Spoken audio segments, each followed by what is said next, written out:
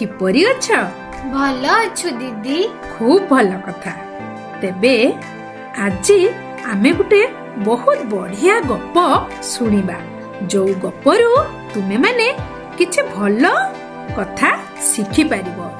ତେବେ ଦେଖ, କାଞ୍ଚନ ବୋଲି ଗୋଟେ ଝିଅ ଯିଏକି ପଞ୍ଚମ ଶ୍ରେଣୀରେ ପଢେ।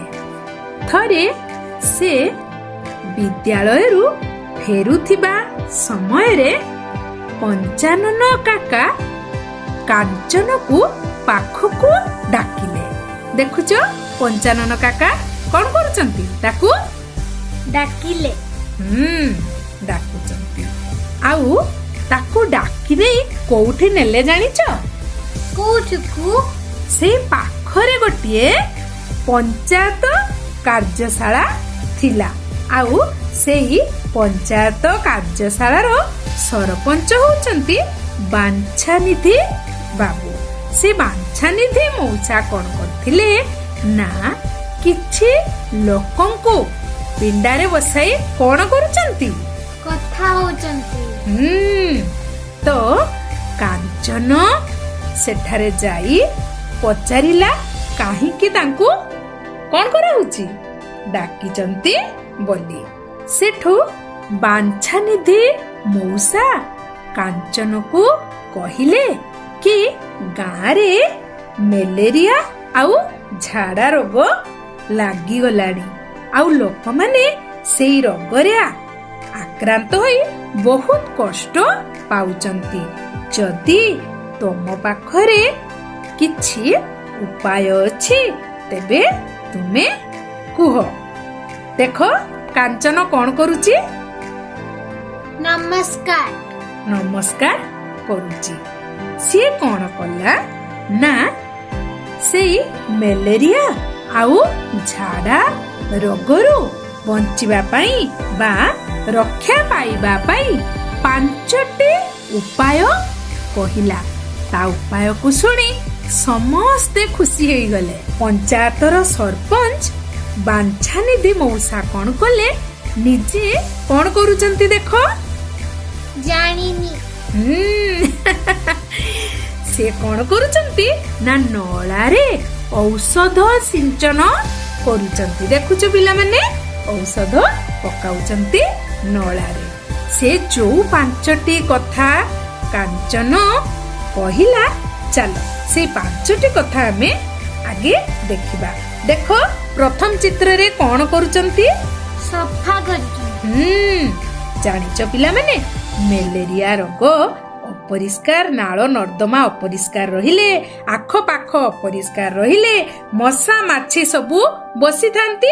ତ ତା ଦ୍ୱାରା କଣ ହୁଏ ନା, ମ୍ୟାଲେରିଆ ଆଉ ଝାଡା ରୋଗ ଭଳି ରୋଗ ହୋଇଥାଏ।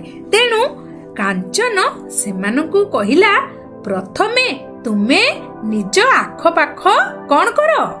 ସଫା କର। ଗୁଡ୍, ସଫା କର। ତାପରେ କଣ ହେଲା ନା, ତାପରେ କାଞ୍ଚନ କହିଲା, ତୁମେ ଯେଠି ନର୍ଦ୍ଦମା ଅଛି ସେଇ ନାଳ ନର୍ଦ୍ଦମାରେ ତମେ କଣ କରିବ?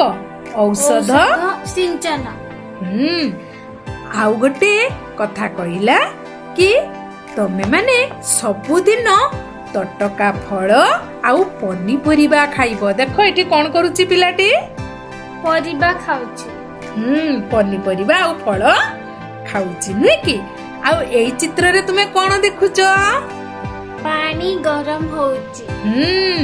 ତେବେ ମ୍ୟାଲେରିଆ ହଇଜା ଭଳି ରୋଗରୁ ରକ୍ଷା ପାଇବା ପାଇଁ ହେଲେ ପାଣିକୁ ଗରମ କରି ଫୁଟାଇ ତାକୁ ଥଣ୍ଡା କରି ପିଇବାକୁ ହେବ ବୋଲି କାଞ୍ଚନ କହିଲା।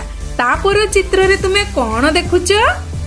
ପିଲାଟି ହାତ ମୁହଁ ଧୋଉଛି।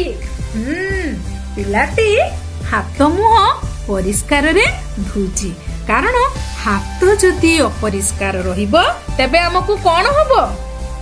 ରୋଗ ହେବ, ନୁହେଁ କି? ତେବେ ଲୋକମାନଙ୍କର ଏଇ 5ଟି କଥା ମନକୁ ବହୁତ ପାଇଲାରୁ ସେମାନେ କଣ କଲେ?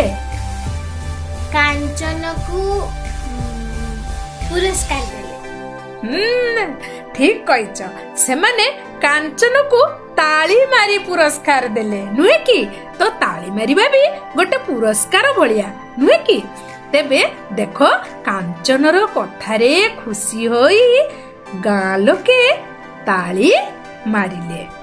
ଏ ଗପଟା ତ ଶୁଣିଲ, ତୁମକୁ କେମିତି ଲାଗିଲା? ଭଲ ଲାଗିଲା।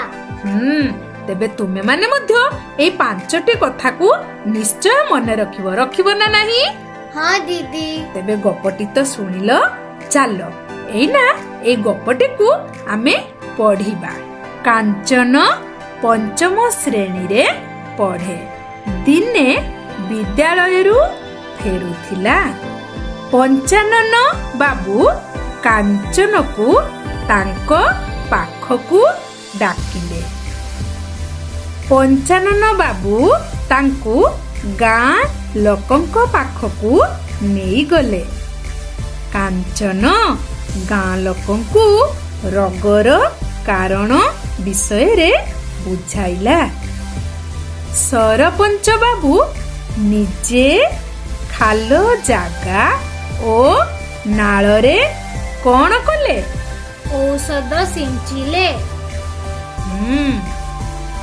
କାଞ୍ଚନର 5 କଥା ସଭିଏ ମାନିବେ କହିଲେ। ଗାଁ ଲୋକମାନେ କଣ କରି ପ୍ରଶଂସା କଲେ? ତାଳି ମାରି। ଗାଁ ଲୋକମାନେ ତାଳି ମାରି କାଞ୍ଚନକୁ ପ୍ରଶଂସା କଲେ। ତେବେ ପିଲାମାନେ ତୁମେ ଏଇ ଗପଟିକୁ ମନେ ରଖିବ ବୋଲି ମୁଁ ଆଶା କରେ। ଆଉ ସେଇ 5ଟି କଥା ମଧ୍ୟ ମନେ ରଖିବ। ତେବେ କାଲି ଏଇ ଗପଟି ମତେ କହିବ ଆଉ ପଢି ଶୁଣାଇବ। ରହିଲି, ଧନ୍ୟବାଦ।